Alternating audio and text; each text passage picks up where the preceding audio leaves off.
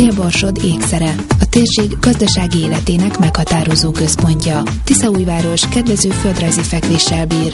Összekapcsoló szerepet játszik 3 nagyváros, Miskolc, Debrecen és Nyíregyháza között.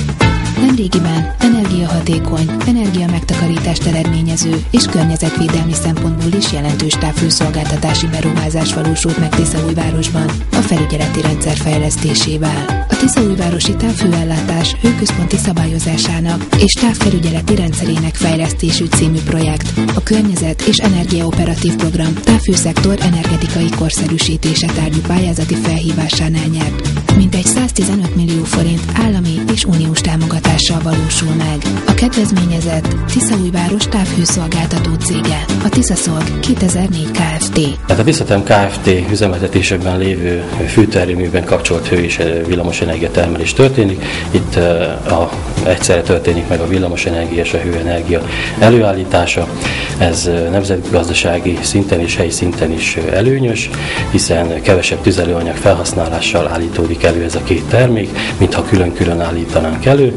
Ezzel az üvegházhatású gázok kibocsátása is csökken, és így környezetvédelmi szempontból is előnyös ez a fűtési mód. Tiszaszolg 2004 Kft. Végzi a távhőszolgáltatást. A hőközponti szabályozás és távfelügyeleti rendszer fejlesztése az még a 2007-es években indult itt a cégnél, akkor merült fel ennek a projektnek az indítása.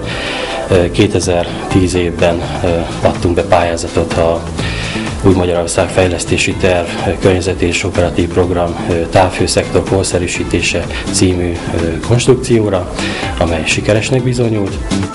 A pályázati konstrukció célja az energiahatékonyság és az energiatakarékosság fokozása a távhőszolgáltatás infrastruktúrájának energetikai korszerűsítésével. A konstrukció hozzájárul a távhőszolgáltató az energiatakarékosság és energiahatékonyság fokozására irányuló beruházásának megvalósításához visszanemtérítendő támogatás formájában. A projekt tervezett bekerülési értéke 230 millió forint, amelyhez az állam, illetve az Európai Unió a kohéziós alapon keresztül 50%-os visszanemtérítendő támogatást nyújt. Ennek a projektnek a legfontosabb célkitűzése, illetve eredménye, hogy energia megtakarítást érjen el mindhárom területen, tehát a felhasználók, a távhőszolgáltató és a távhőtermelő területén, és energiahatékonyabbá tegye a távhőszolgáltatást. Legfőbb célja, illetve legfőbb feladata, amit el fog tudni látni ez a felügyeleti rendszer, hogy központilag be tudjuk vezetni az éjszakai fűtés csökkentést, illetve leállítást a felhasználók épületeiben. Ennek az a háttere, hogy éjszakai órákban általában alszanak a lakók, akkor nincs olyan nagy hőigényre szükség, mint a nappali órákban, és ezért a fűtésszolgáltatás lecsökkenthető, illetve le is állítható. Mindezzel, mivel általános szabályként elmondható, hogy a helyiséghőmérséklet 1 Celsius fokos csökkentésével kb. 6%-os energia megtakarítás érhető el, így a felhasználók részén jelentős energia megtakarítást tudunk ezzel a fűtéscsökkentési programmal elérni. Energia megtakarítás nem csak a távhőszolgáltatónál és a felhasználón jelentkezik, hanem a távhőtermelőnél is, és ez a leghangsúlyosabb célkitűzése ennek a projektnek, hogy kevesebb hőigény esetén kevesebb hőenergiát kell termelni a fűtőerőműnek, és így kevesebb tüzelőanyagot is el kell elégetnie. A hőközponti szabályozó berendezéseket lecseréltük a projekt keretében, ez 89 hőközpontot és 102 hőfogadó állomást érintett. Itt korszerű, műszakilag, energetikailag és informatikailag is nagyon korszerű szabályozó berendezések, készülékek kerültek beépítésre. Ennek megfelelően a hozzátartozó érzékelőket is lecseréltük, illetve kiépült egy informatikai hálózat, amelyen keresztül ezek a központi szabályzók tudnak egymással kommunikálni, illetve felügyeleti rendszerbe szervezhetőek. A Tiszaújvárosi távhőszolgáltató alapvető feladata a felhasználói elvárásoknak, igényeknek megfelelő távhőenergia biztosítása. Leghangsúlyosabb célkitűzése, hogy az 5519 távfűtéses lakásban élők számára hatékony, versenyképes és megfizethető távhőszolgáltatást nyújtson, hozzájárulva a lakosság jobb komfortérzetéhez, életminőségének javításához. Mit gondol, véleménye szerint milyen gyakorlati előnyökkel jár ez a felhasználók számára?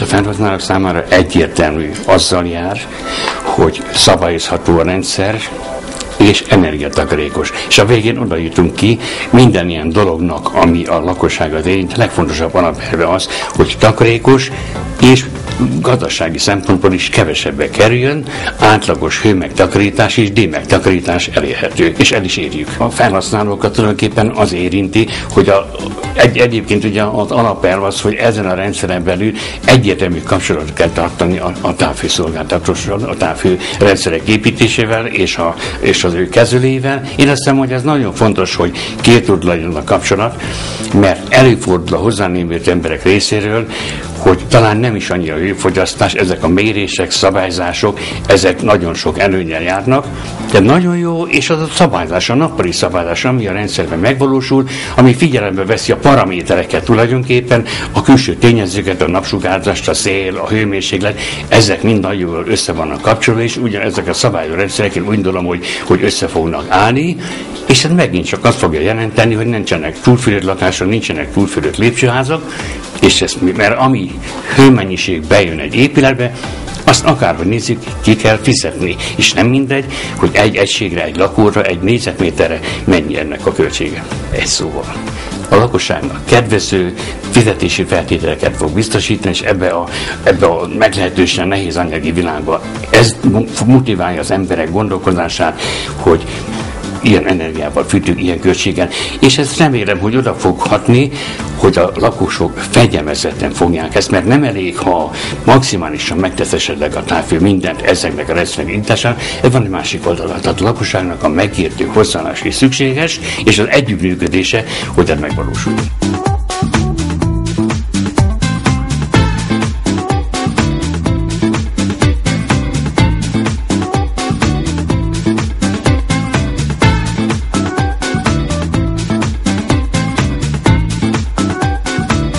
Építésre kerülő távfelügyeleti rendszerrel szemben maximális elvárás az energiahatékonyság és az ezzel járó környezetvédelmi eredmény elérése. További követelmény, hogy kielégítse a lakosság és a távfőszolgáltató energiagazdálkodási elképzeléseit, kívánalmait, és megfeleljen a kor műszaki technikai színvonalának. Összességében elmondható, hogy a projekt leghangsúlyosabb célkitűzése az volt, hogy energiahatékonyabbá tegyük a távfőrendszert, és energia megtakarítást eredményezzünk a felhasználók, a távfőszolgáltató és a távfőtermelő részére.